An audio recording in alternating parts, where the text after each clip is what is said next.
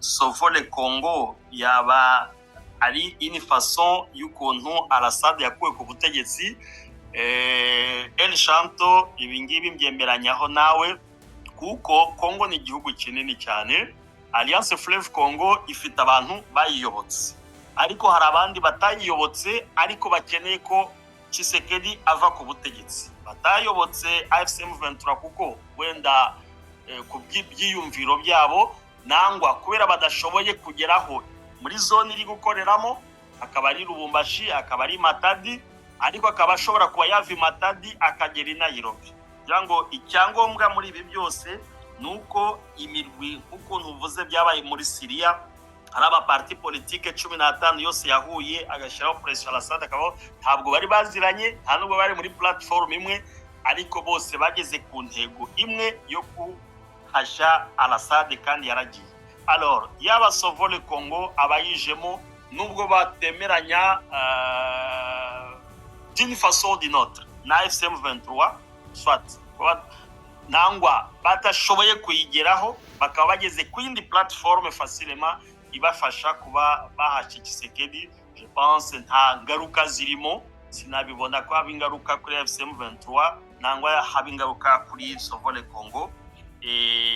Byerekeranye na Bujumbura rero Bwana Damien, c'est une urgence ikomeye cyane muri processus Amerika n'ibihugu bimwe bikomeye ku isi biri gushaka ngo bitume mu karere haba amahoro. FDLR ati leta nidashobora kubikora kuyinetraliza, ati nizihe mbaraga zindi zishobora kuzakoreka. El Shanto aya makuru nawo yandike, Amerika yamaze kudesida byanze bikunze ku kibazo cya FDLR kiba définitivement réglé. Hari hypothèse nyinshi zihari. Hypothèse ya mbere ishoboka, amahanga Tshisekedi niyanga kunetraliza FDLR kuko zirazwi, sibye n'ibihugu kuba babizi n'abaturage bazi aho bari, kandi twanabivuze ukuntu bari gukomeza guteza umutekano muke hariya, bari kuza baza gukora udutendo hari Goma meme mu mujyi hariya siritu muri Mabanga Noro, abazi hara kuri Bima, hari udutendo turukiya tuhaba, bari kuva hara muri Nyakagano muri parke bakaza kwihishwa bagafatanya n'abasirikare ba FARDC nabo bakishe mu mujyi. Ariko tunashimira AFC M23 yakoze umukwabo gikomeza gukora umutekano w'abaturage Goma baratuje.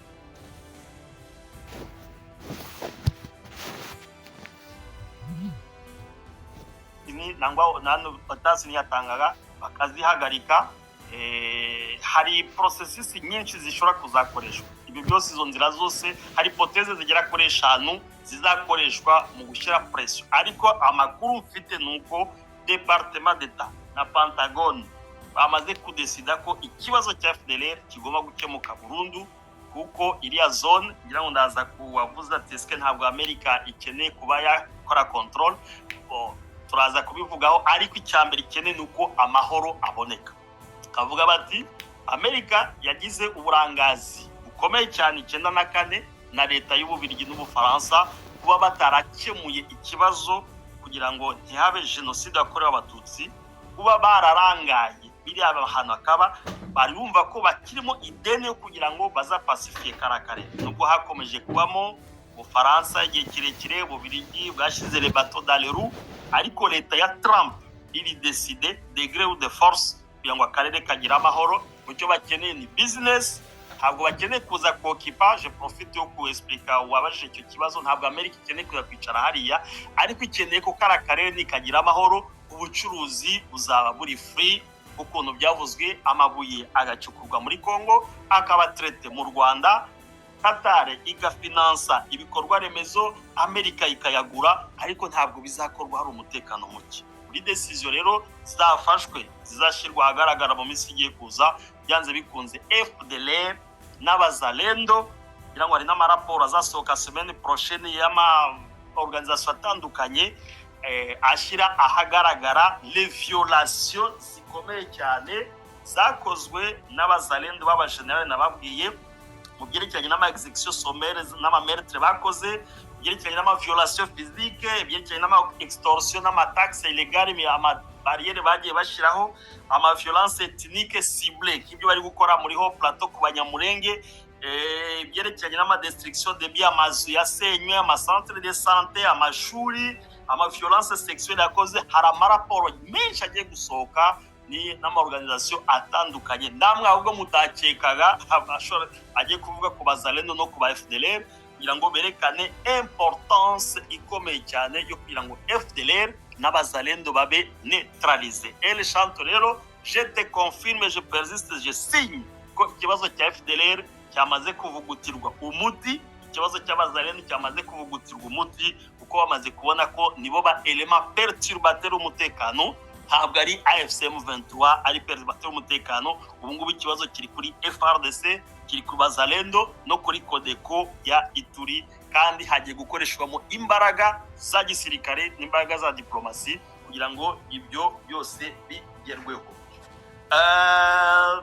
Ate bafungwa bizagenda bite? Hari amakuru dufite ko hari benshi bishwe, cyagiye Kinshasa ikora montage ngo habaye mpuza evasion muri prison Makala, baraje baprofita bicamo bamwe, ugati se nibasanga hari nka 300 babuze bizabazwa nde?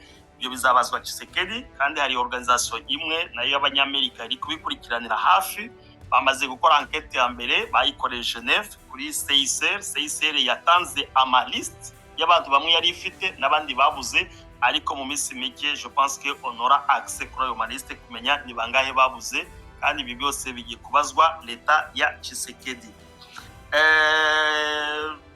Voilà, bizabazwa Tshisekedi. Ati Seth Kikuni yigeze avuga politique El Shanto bayita ngo ni dynamique, bango umwanzi w'ejo ashobora kuba umukunzi w'uyu munsi, wenda ashobora kuba yarabivuze bimuvuye ku mutima, nangwa yarabivuze kubera environnement yararimo, nangwa uyu munsi akaba baye nawe obligé, akaba yaratutse muri ngara. Hari umugani bajya bavuga ngo soso bakata mutu libata seka abosa na kenzungu ya lobby zayaye, ngo abanomade ubwo baranyumvise cyane n'abankaka ngo inkoko bayikasi josi ngo imbata iraseka, ngo yibagirwa ko icyungu cyejo ari cyayo. Wenda Seth Kikuni yavuze iyo discours aziwe ngo nibata, ngo inkoko bari kuzica umutwe, yibagirwa ko wenda icyungu cyejo ari iki, wenda cyaba ari icyungu cye kigeze.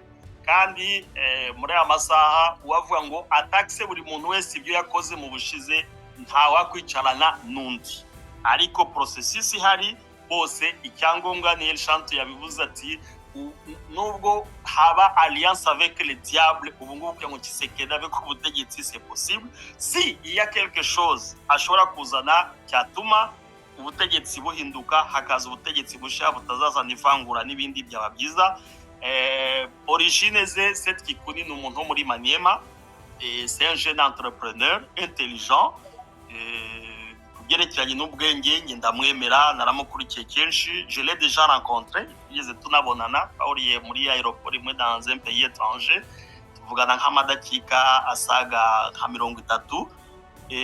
Ibyo yavuze nanjye icyo kibazo narakimajije, numva ko degré ya extrémisme igezehe, numva nkayo, numva ari scientifique. Bon, ushobora kuba yabivuze wenda pour amuser la galerie, nangwa ko ari kugira ngo yibonera amahirwe, ariko ntibyatumye atajya muri prison. Yanarafunzwe, ntabwo ndi kumudeduana ko peut-être atari extrémiste, ariko njye twavuganye numvise ko ari umuntu usanzwe, un intellectuel qui analyse les faits uko ziri, yemera ko les rwandophones sont des Congolais, ariko ku maspesi yigeze avuga ngo ni abantu badasa natwe. Iyo contraste rero ibyo ntabwo twabyicaraho cyane, icyangombwa ni ukureba qu'est-ce qu'il va apporter muri processus yo kugira ngo Congo igira amahoro. Niba yagira cyamaze, je pense que ibi yavuze là ça n'engage que lui, n'Imana ye nangwa na justice izaba wenda nyuma par rapport ibizaza kuvanyuma.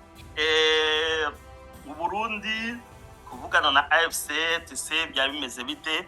Ngira ngo abangaba yabari n'amabanga secret défense, je pense que ntabwo ari byo kuza kutanga hano, ariko iyo contact natwe twumvise ko zahabaye, ariko je pense que les détails zaba zibaye secret défense, c'est pas important ku bihanda, ariko l'essentiel nuko hari solution zishobora kuzavamo.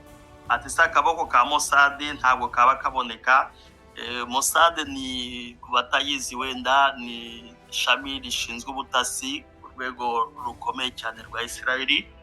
Nta kintu kiba ku isi na giki batarimo, donc ahantu hose ari akantu baba barimo ko baba bakeka ko umutekano wabo ushobora guhungabanira hariho hose. Amaso yabo rero areba muri Afurika, areba muri Aziya, areba muri Amerika, hirya no hino. Izi nzego zose zikomeye, yaba MI6, yaba DGSE, yaba Sirete, yaba CIA, ni Mossad ijisho rye riba rihari, yaba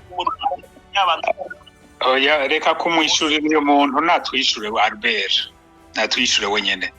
Papa James, nta mwanya twaguhaye, niwongera kuvugira mu mutumirwa turakumanura. Okay, pardon. Hari ikibazo afite wakomeza rwose nkiyongere asabe mikoro arayihabwa. Merci beaucoup.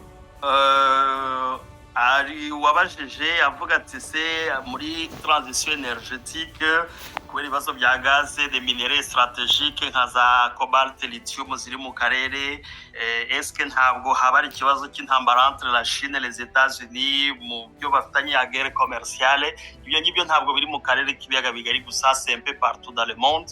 Ubu ngubu ni ibihugu byombi twemere ko muri monde bipolaire, Ubushinwa na Amerika bahanganye kuri front nyinshi cyane. Iyo front nayo ntabwo ibuze, anariyo mpamvu Ubushinwa nabwo bwakomeje gusapotinga SADC kugira ngo ize kwintervenir, ariko byarananiranye. Donc iyo ntambara nazo zirahari.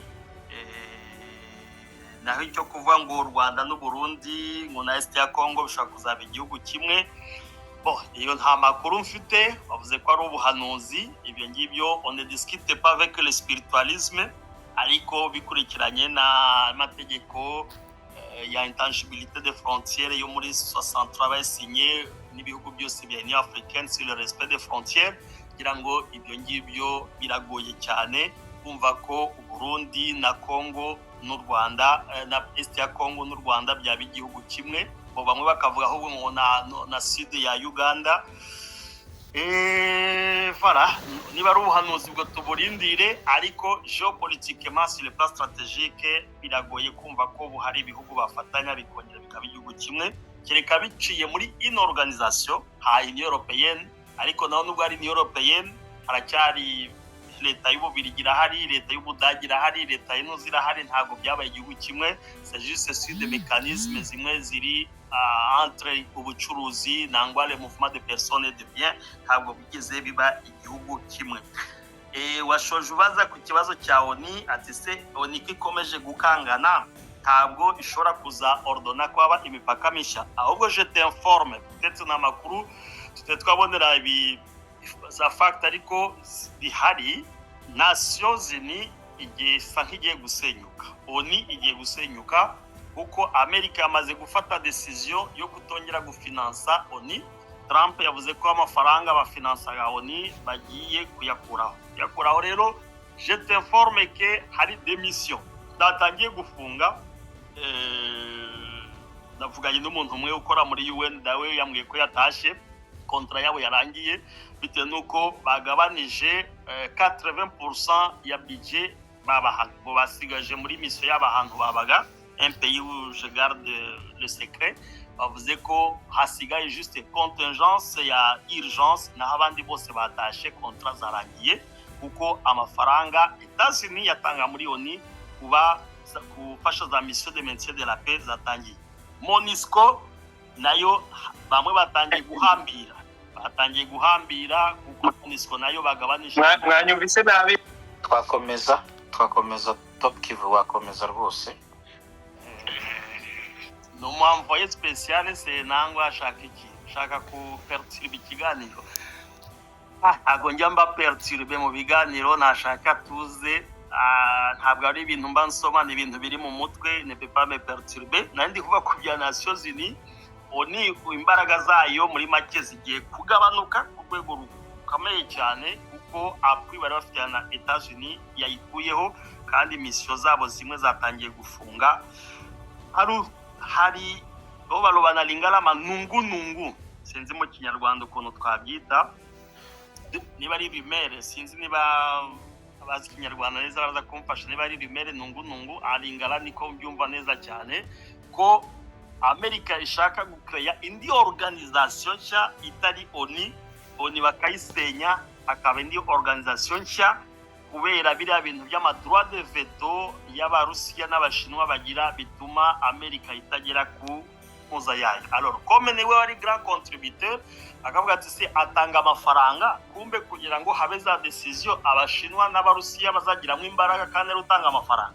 Mpamvu rero ayo makuru muyakurikirane hafi ayo nabonye deja elementaire avuga ko bamaze gufunga ibyo kuba rero ko izakomeza gukangana imipaka misha ikaba yayikreya ibyo ngibyo bishobora kuzagora kuko mu minsi mike hari risk yuko nations nifunga kandi umuryango mushya ushobora kuzaba kreye. Hari indi rumeur ivuga ko umuryango ushobora kuzagira icyicaro mu Rwanda kuko mu Rwanda akaba ariho hazaba icyo cyicaro cya organisation izasimbura ONU ishobora kuzaba mu Rwanda mu myaka igiye kuza. Ayo namakuru nayo dufiteho de nungu konata la confirmation. Donc mu Rwanda ishobora kuzaba siège ya ONU ishobora kuzaba créé mu myaka igiye kuza. Murakoze cyane. Urakoze cyane Top Kivu, urakoze ku bisubizo byiza. Nizere ko babashije kumva neza cyangwa gutahura ko bashubijwe kandi utari buze kunyurwa n'igisubizo ubwo nyine n'uburenganzira bwe.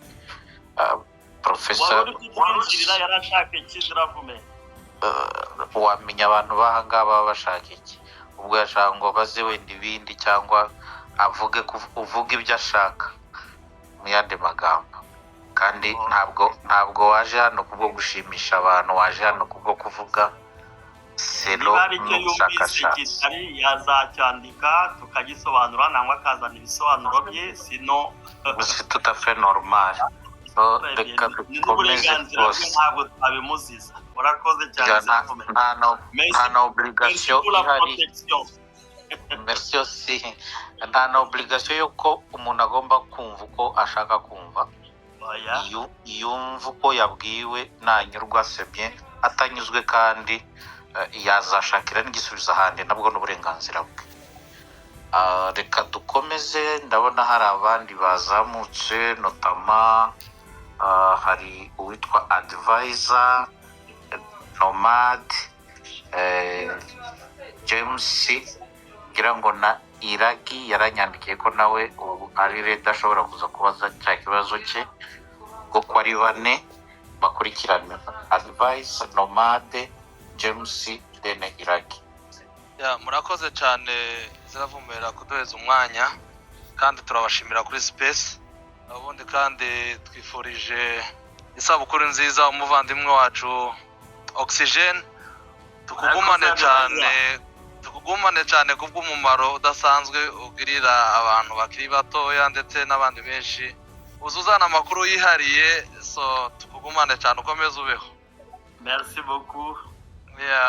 Nande mfite ikibazo mugani baziravumera yavuze ngo tuzatugutegereza igihe kinini ibibazo bimwe tukabibika ku ruhande turamutse tugiyeho hirya y'ibyo turi kuganira, ariko muri bimwe twifuza ko uvuga ndatekereza ko bitajena, ariko sinja kure cyane. Nje ikibazo nari mfite kukubaza ko twabonye leta ya Kongo yashize imbaraga mu gukatira abantu ibihano bitandukanye, bamwe yabakatiye ibihano byo gupfa, abandi yabakatiye yashizeho amawaranti, abandi yashizeho amafaranga yabagize aba wanted, most wanted.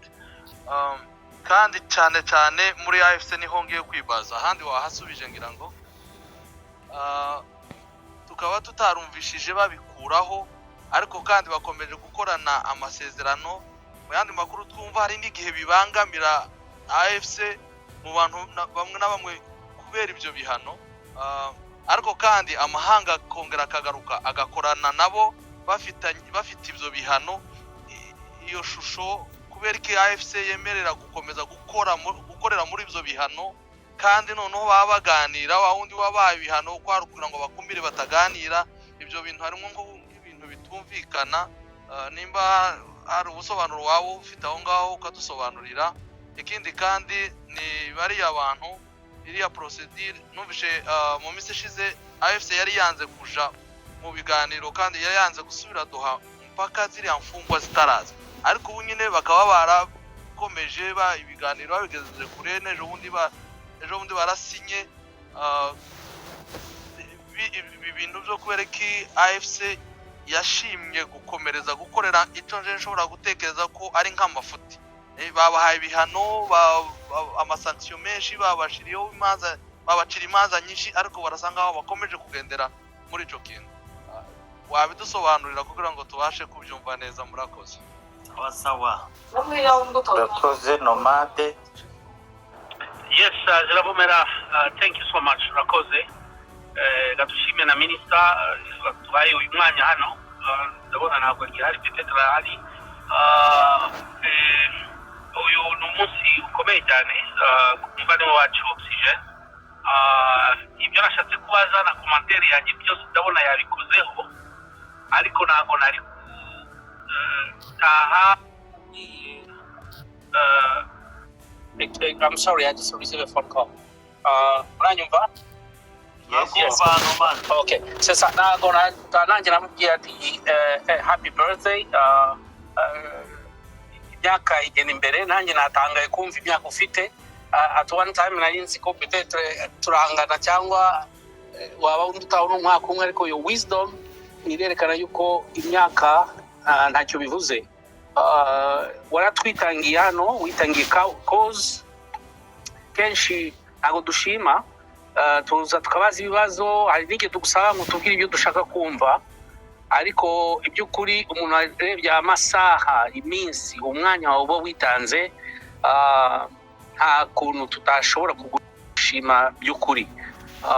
Umuvandimwe wakubwiye happy birthday, nawe nyine hari umunsi twarahuye nanjye nyine ninjije iyo myaka, arambwira ati mu modoka yawe ujya utwara akafuko ka siporo.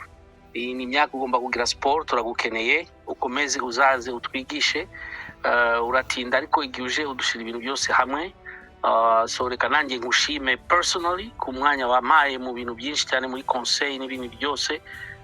Oxygen, Imana igwe, abataliyani bavuga ati centani, baguhe imyaka 100, kandi imyaka 100 ukomeye utugezaho ubushakashatsi bwawe, ukadusagiza n'ubwenge Imana yaguhaye. Urakoze. Yes, urakoze Nomade. Ngira ngo ni James Deniraki. James. Allô. Bonsoir mes amis. Oui, bonsoir James. Mumeze neza? Tumeze neza. Aho muri hose? Yego.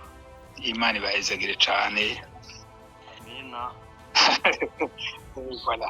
Urumva reka mvuga utuntu dukeya cyane, vraiment simara meme 2 minutes cyangwa 3. Urumva turiko tuganira neza, kandi nico nkunda no guhera ko hari n'umuntu ejo yabikimboye ngo mbega wowe iyo utangwa ijambo ushima bose, none erega n'urupfaso umpaye ijambo uba umuntu akubwira ati wampaye ijambo, wampaye inka, niko namwishuye. Donc uwo mpaye ijambo, amundi wampaye inka ndamwita wampaye inka, kuba ntamwe mpaye ijambo. Ikintu gikomeye cyane buriya naco nyene. Erega nta n'ubuzoguye inka atajambo mwavuganye nk'abamejeje. Urumva rero reka ndababwire, urumva hari ibintu nanditse kaha imbere yanje. Albert yatubwiye ibintu ngo Mossad ngo iriko iragira ibintu ngaho oye. Mossad ndamubaza ikibazo Albert atuganirire ngende azi ibyo bya Mossad iriko iragira ibintu ngaho, ningene abizi, tumenye ico twobikoresha na twebwe, kuko aha nituvugana nk'abikugu turabantu bendere twera. Natubwire iyo Mossad ngo iriko iragombe kugira ibiki n'ibiki, sinabizi niho ni kibazo ndiko ndarungika hari iwe. Hanyuma kinaco hari ikintu gikomeye cyane mes amis, yero discours le discours c'est quelque chose qu'on dit, on dit des choses hanyuma ikindi naco l'interprétation ico umuntu abiha n'ikindi kintu ni etape zibiri zidahuye. Uwa mbere avuga discours avuga ibyo bintu nawe ukayinterpreta hama ukabaza ibibazo, ivyo n'ibintu bisanzwe umuntu abizi cane. Iyo Mossad ngo mu Est Congo mwavyumvise mwese nta numwe bari ngaha mwavyumvise, natubwire iyo Mossad ikironda gukora nazo tumico tuzobikoresha. Aho ni kibazo nari hariya nariko naciyemo gatoya, nagomba ko atubwira kugira ngo tumvikane natagwangwa atajabwo na kimwe. Urumva il faut pas non plus accepter ko umuntu aza kubalansa n'importe quoi atashobora kuvyexplica. Donc tuba tora abantu bakuze, nta mwana ngaha yicaye ngaha kuri space, twese urakuze cane mwese twese. Voilà, uyu hoye ni Albert Top Kivu nawe yatubwa ibintu bon voilà. Ariko urumva hari ibintu cyo bita déclaration d'intention, ibyo ushaka kubiva sivyo bica biba. Uravuga ibintu ukavuga uti bon two numva ko vyobuko ok d'accord, mugabo ntibica bibuko nyene. Hanyuma ibintu vyose au-delà de tout nuko ibintu vyose ubivugana ico bita étayer, donc argumenter avec des facts, les actes concrets. Bon voilà, hanyuma sinzi ko hari nje nibaza ko atabindi birebire nja kuvuga ngaha aujourd'hui, kiretse ndinda ko intervenir par rapport y'abantu que j'ai cité ngaho oye.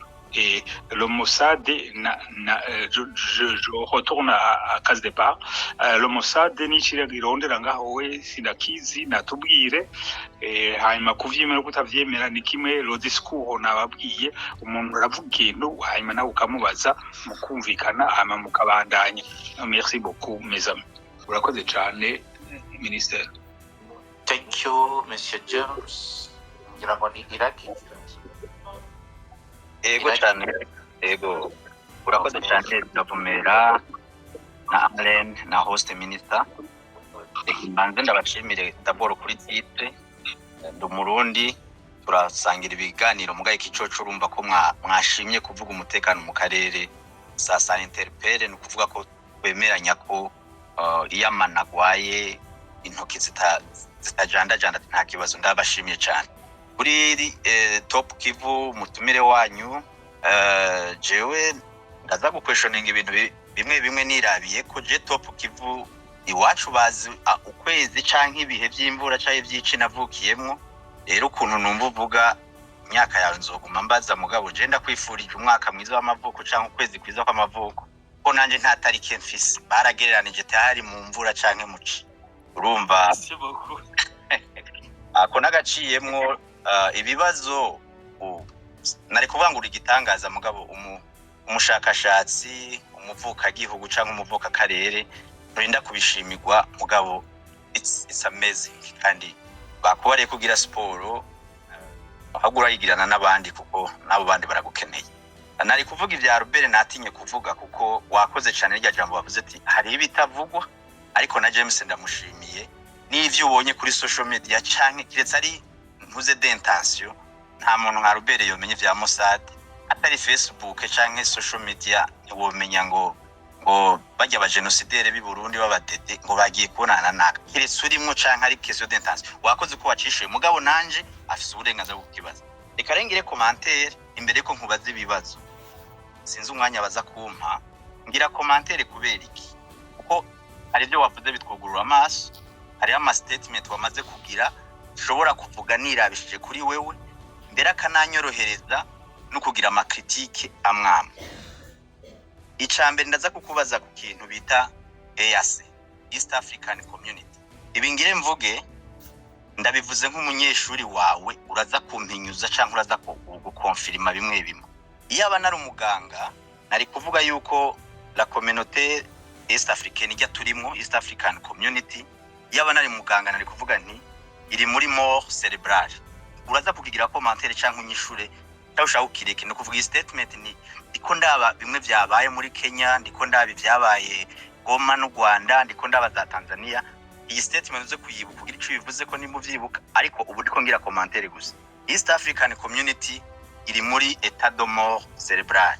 Hasigaye ko abadese kiba prononcer mort canke sinzi ko araba capable kugira reanimation canke sinzi ko guhamba cyangwa whatever. Urumva ico nshaka kuvuga. Ego kindi ngomba kuvuga ni kuvyerekeye iyi ntambara. Ubu hari ikintu bita urabizi hot war n'ikindi cold. Ni intambara ntitanguwe uko tuyibona. Hari intambara mu majambo mu kurabana mu kugira iki, ariko hot war ingwano babarasana barabana bari hanje aho bashaka kuvuga ati twafasha akarere cyangwa twakambuwe cyangwa twafasha kandi niyo muri l'est du Congo. Mugabo n'ubu mutekano ivyo nyene ibiherera aho nyene bya affect akarere kose. Tangaruka rero bimwe ngomba kugira ko commentaire kuri ico. Tanzania ifise soutien ambigu gushika no munsi n'inyuma yaho kuri leta ya Kinshasa. No kuvuga iyi ni commentaire imbuze ngo ni verite kumwe kwa barbe bazibera muri Mossad. De mon observation nk'umuntu wo mu karere numvirije byo wavuze n'ivyo abandi bavuze, aho nza kwihenda kujya nashinyuje abandi uze kumyo cyane cyane wewe wabivuze. Tanzania ni membre wa East African Community, ifise soutien ambigu kuri Kinshasa cyane cyane à travers ya SADC n'ibindi babandanya n'inyuma ya SADC. Uburundi leta yabaye mercenaire do Kinshasa. Ivyo byo n'ubu birabandanya biri officiel nta ambiguity irimo. Le Rwanda ngire mvuge statement ni wowe umpenyuza cyangwa bishaka kugira kubera position yayo en rapport avec Kinshasa, nayo ni membre wa East African Community, iri intimidé par ces allégations ou ces prétentions yuko ifise soutien ifise involvement muri East Africa. No kuvuga nta position ni officielle iretse iri officieze bivanye ku maregation cyangwa bivanye nuko u Rwanda hari ama statement gwavuze ati naho muvuga ngo turabafasha ntitubafasha kumbure be utobafasha wiyoreka ibiko tuvyumva ko kumbure bari ko bagira bazira ubwoko.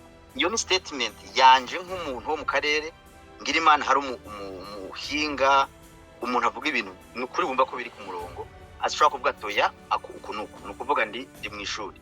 Iki cy'u Rwanda mbanze ndakireke kuko niho gihagaze, kuko ni ruhande bahana frontiere n'ivyabaye byahaswe no kubatera no kubazanamo ya hot war no kuvuga ibimbuze bashaka kubyivugira cyane nka ndabivuze nk'umu observateur. Ruganda ico nico kibazo cyambere nza kukubaza. Muganda akikubaza mpejeje kuvuga ro Kenya naho ataba habayiremwe ngo sauver le Congo avec Kabila n'abandi. Nibuka ko meme AFC ukuvuka kwayo cyangwa kuba officialize kwayo byabereye muri Kenya avec ko habaye nibaza ko de consultation cyangwa ico bitare ngo guhamagara umuntu kubazanya no kuvuga ko Kinshasa yabibonye nabi. Kenya irafite ko yabivuze ko mugabo iyo yari précédent. Ejo habaye sauver le Congo nabivuze avec umuntu witwa ko aciri urubanza entre guillemets, umuntu ari kumwe n'abandi banyepolitike atari abo nécessairement baza ku kintu bita les causes profondes. Iki cause profonde ucandika ahantu ushobora kuvyibagira cyangwa nawe nkavanga n'ibindi muri za commentaire wandika ahantu cause profonde kuko ndazivuga ko ni cause profonde kuri inde. Cyangwa kuri Uganda renda kubaza nk'umuhinga kerera pose wibaza iki kuri Uganda antake membre wa East African Community, kumbure hari abavuga ko ifise akaboko muri Congo aho iherereye n'ibiki kugira menye cyangwa abandi bamenye iyi démembrement sur des positions divergentes mu ba membre ba East Africa. Ariko gituma na proclamé muri moro cerebral shobora kwihenda ko sindi umuganga abaganga bari ngaha mu mbabarire sinzi nuko babivuga uko. Ikindi gikomeye ni kuvuga neza oya wo twamaze kugirana ikibazo kubera nta kanya katata ari kuziya amavuka wavutse inka zavyaye canke ziri kugisha.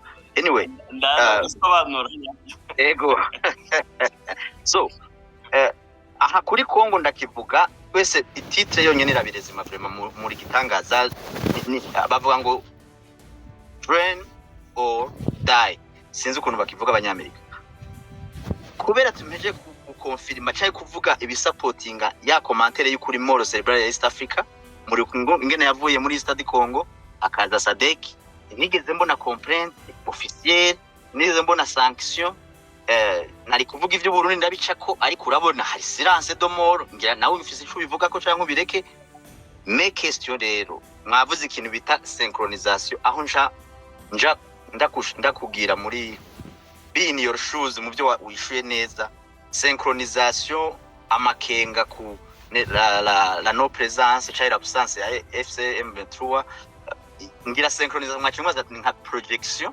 mugabo urana karama group menshi no kuvuga ari ama precedent ama antecedent mu Buganda aho hagwanye imigwi 10 arme ariko umwe ni ufata ubutegetsi singomba kuvuga handi synchronisation uko ndabibona iyi ni commentaire nkuramwe ikibazo synchronisation nuko ingwanira ikiraho muri Congo canke irikiraho mu Burundi canke izoba mu Burundi kiri code ari ikintu bitare cause profonde y'ingwano yo muri Congo niyi uko abantu bagomba kwibagira avec le temps jewe namurambwira abantu tuganira cause profonde yatumye FPR za mu Rwanda niyi ishobora kubita kiriyo canke yarahindutse mare cause profonde zuno musi muri Stade Congo ndibuka neza mu ntango canke n'imbere yaho bataragira inguvu M23 canke ko yitwa imbere hari kibazo exclusivement tutsi rejection y'abantu bo bwoko bw'abatutsi gushika naho bitirirwa ko batava muri ico gihugu ubwene gihugu bicwa donc niyo cause profonde